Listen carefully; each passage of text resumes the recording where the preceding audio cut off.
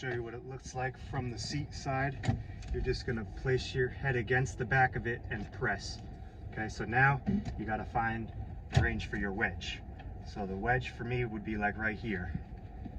I could probably go back a little more. Yeah, that's it. All right. So you're going to make a wedge. So now if I try to thrust through the back of my head, I'm immovable. No matter how hard I try to thrust with my head, I cannot move. So as you ease off the wedge, right, the less amount you ease off the wedge, the heavier weight you're essentially moving. So the easier it is, now I could just like thrust, right? But as you start increasing that wedge, right, as you start increasing that wedge, it gets harder and harder.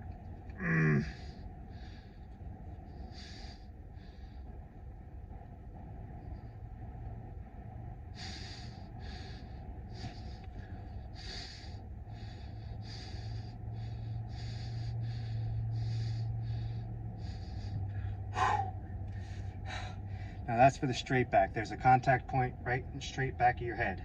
Now if you feel on the side, you'll feel 2 more contact points. That's so you can isolate each side of the neck. There's each side of the neck that the neck goes into your traps, right? So you could isolate each side. So what you'll do is you'll just turn on a diagonal a little bit. Pull up again.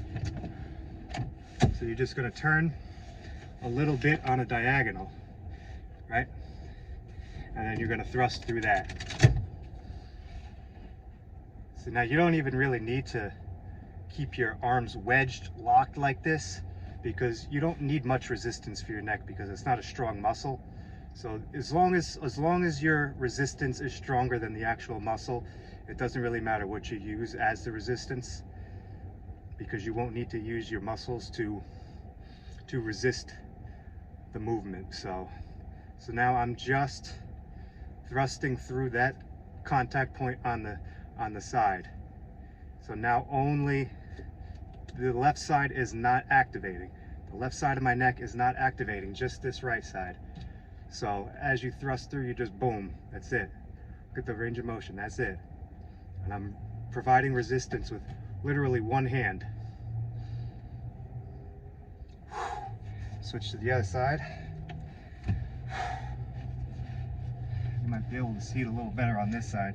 You'll notice this, I don't know if you can see, but you'll notice this isn't activating, just the left side.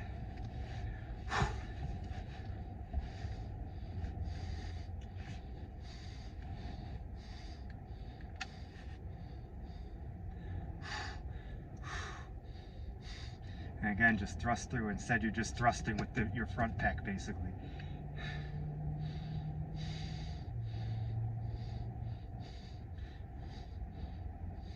You want to thrust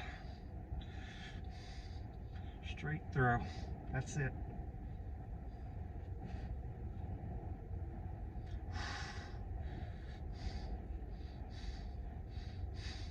Speed it up if you want.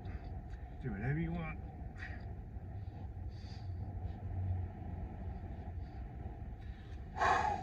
You're in ultimate control. You're in ultimate control of your force output and the target location. Like I said, the only thing firing is my neck. That's it. There's no other muscle on my body working. And now think about the conventional neck method for training, right? The boxers put that whole thing on and then they dangle the weight. They dangle what, 10 pounds maybe? And then they're just wrenching up. Think about how terrible that is for your neck. For one, it's an improper movement. For one, you're gonna mess up your neck. Two, they're only got like, what, 10, 20, at most 45 pounds of weight. The comparison for weight for this, imagine if there was a weight behind me, how much weight I could actually move functioning this way, as opposed to wrenching, right? I could probably move over 100 pounds doing it this way. And it's focusing on the area you're trying to target. You don't have to, there's no tension break like in the conventional method, where if you start wrenching, eventually you lose tension on the neck. This way, by keeping the tension line in a straight path, 180 degrees, you're never losing tension on the neck, as long as you're constantly providing resistance in the direction you're heading. So if you're thrusting through, you want to make it hard to thrust through, and if you're thrusting back, you want to make it hard to thrust back.